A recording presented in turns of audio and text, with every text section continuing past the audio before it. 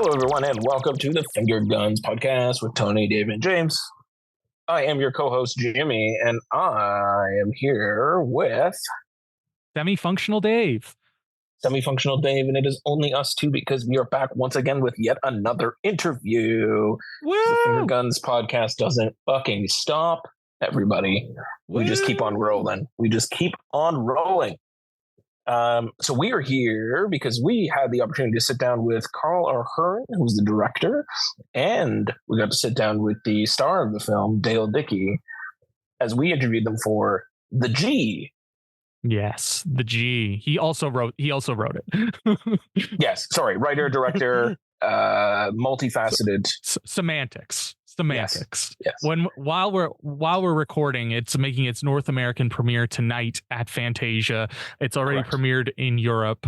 I really enjoyed this one, and when we were offered the opportunity to interview Dale Dickey, we had to jump on it. Yep. She is astounding in this movie. Like, she's always great as like a character actress, as like that background character that you're always like, oh, it's that, oh, it's her, you're amazing type thing. And she leads, she's the de facto lead here, and she is just, you hang on everything. She's so fucking good in this movie. Yeah, absolutely. I didn't really know what to expect about this, but when we were able to watch the film and then had the chance to interview both of them for this, I was very, very excited to get that opportunity, because her performance itself was enough to say, hey, I want to kind of talk to her in some way, shape, or form. But the film itself is so good, totally unexpected in terms of what it ended up being about, the way that it flows through, the way that it blends different genres together. And I'm also kind of here to say that, like, Dale Dickey, future action star, can absolutely. I'm in for it. Just to prepare you though, like, it's not a full blown action thriller. Correct. As James said, it is a mix of genres, and it is surprising how Karl is able to thread the needle between so many genres here. And it's just, it's a very well done film, and it definitely deserves your attention when it comes out. I'm assuming in the fall, but we will definitely have an update on that one when it does.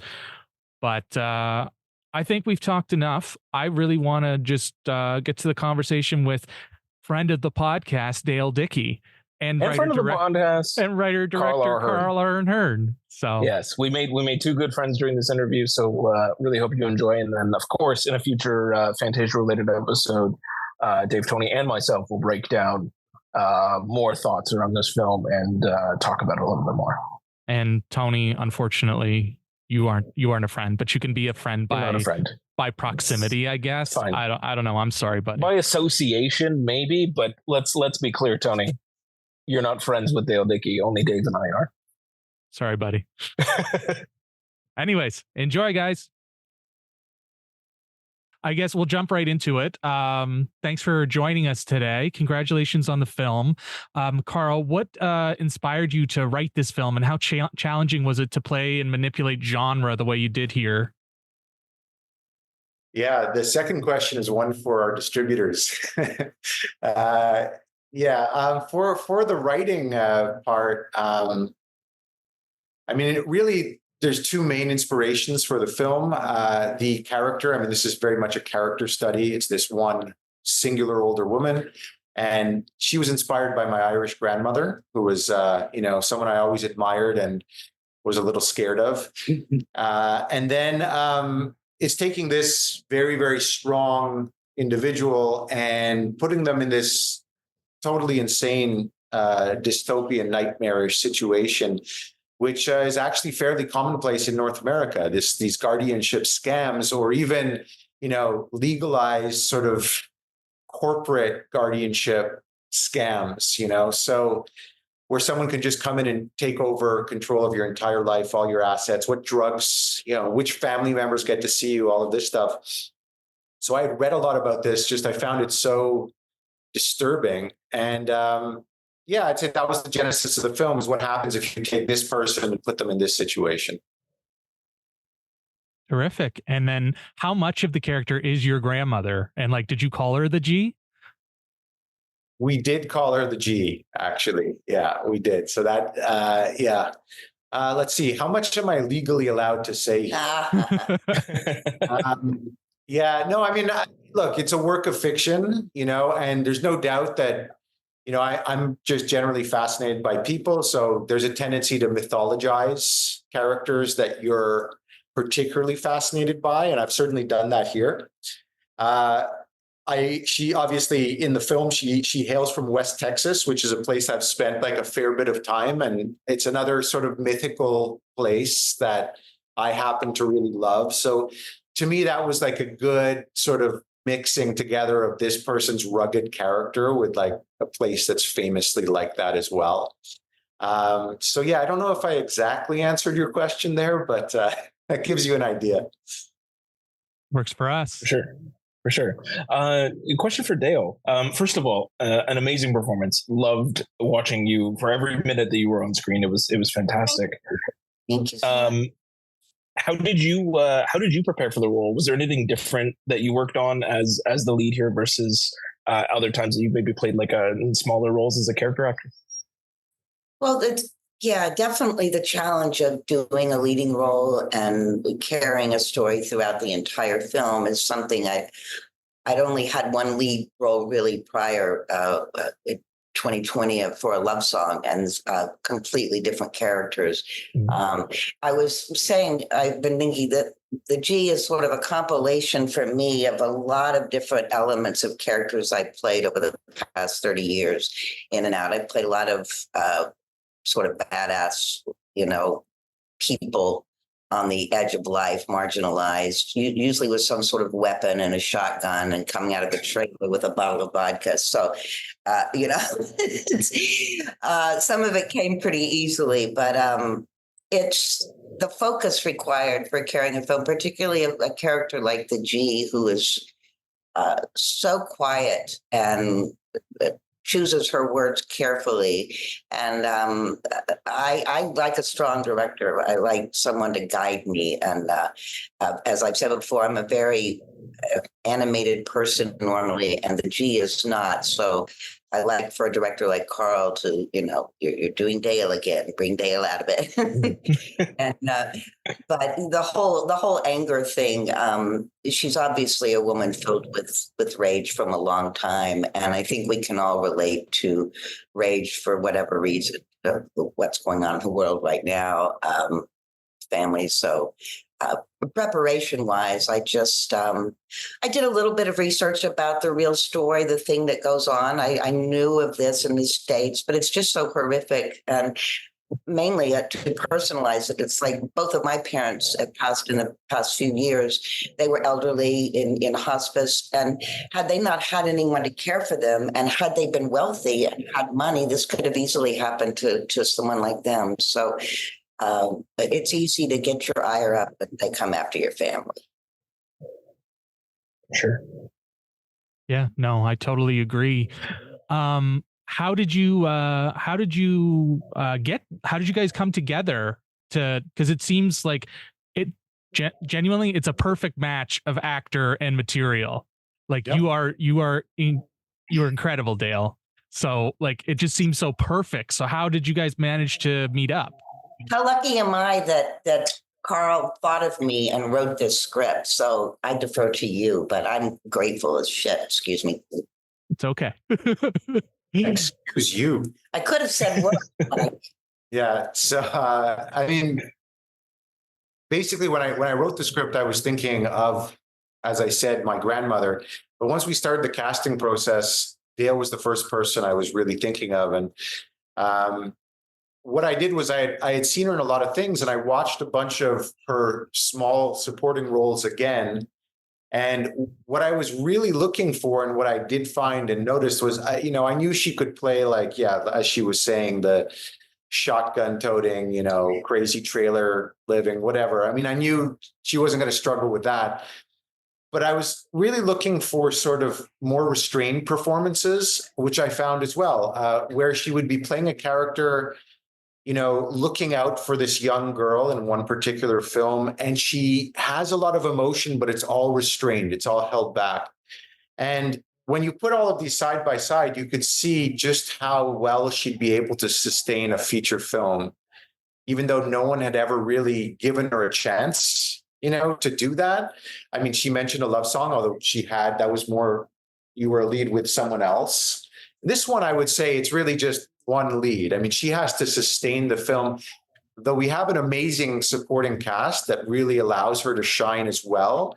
But I mean, there was no doubt casting this that, which role was the crucial role. And so, based on that, we reached out to the casting director and, Dale read the script and then we met and we hit it off right away. And, it was pretty painless, really. It happened pretty quickly. Yeah, actually, right, sort of leading right off to that, and I might go right back to you, Dale.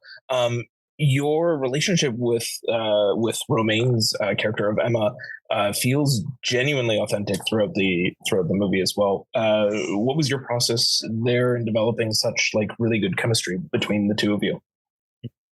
That's another casting gift. Romaine is just an extraordinary human being. She's a lovely young woman, and the camera just loves her, those eyes. And I knew, Karl had told me he'd gotten a lot of really good actors, and that they were all top notch. And it only fed me. You're only as good as the people you're working with. But Romaine is just adorable, and she's so smart and so committed and so passionate. And her mother had also, I think, worked in the nursing care industry. Right. Yeah. So Romaine came in with a lot of those feelings towards, people being discarded when they're elderly and how sad that is. So we just both had the same sensibilities, and she's so focused. She's a beautiful actress, and it made it very easy for me to, fall in love with her as my granddaughter and care for her. I don't have children of my own, so perhaps it was maternal instincts kicking in. Just kind of moving away from that for a sec, but earlier this year, a movie called Thelma came out, and it's June Squibb in her 90s, and she's kind of an action hero. And then this comes out, and you're much younger than June, but you're such a badass. Do you think that an action hero is in your future? Well, my husband would be curious about that, because he's still like, don't do that stunt. You're too old to do stunts anymore. I can fall down pretty well. And June Squibb, I adore June. I played her daughter one time in a film, a little indie called The Man Who Shook the Hand of Vicente Fernandez, and Ernest Borgnine's last film. And June played my mom. I still haven't seen Thelma. I hear it's wonderful. But yeah, I've always, I enjoy all kinds of different films, and I wouldn't mind doing some more action films, but as I get older, I probably have another maybe good 5 years before my knees give way. I'll train. I'll get in shape. Somebody wants to put me in an action film. Yeah, I mean, I don't know if I can answer this. Just like for sure, she should be in an action film. I mean, the thing is, I mean, films like this prove just how awesome Dale is in a leading role. And unfortunately, there's no guarantee that that's going to lead to more leading roles, but I hope it does. I mean, she definitely deserves it. I mean, if deserves got anything to do with it. The Tomb Raider, elderly Tomb Raider. Fingers crossed. We both want to see you lead more movies for sure. The Terminator, the G-Terminator. The G-Terminator. Oh, don't get me started. We could go on. And then, excuse me, Karl, this is like a homecoming of sorts, North American premiere being in Montreal. How does it feel having it there at Fantasia? Yeah, it's great. I mean, I've had some films here in the past. I think it's one of the best festivals around, I think. I mean, definitely the coolest festival in Canada.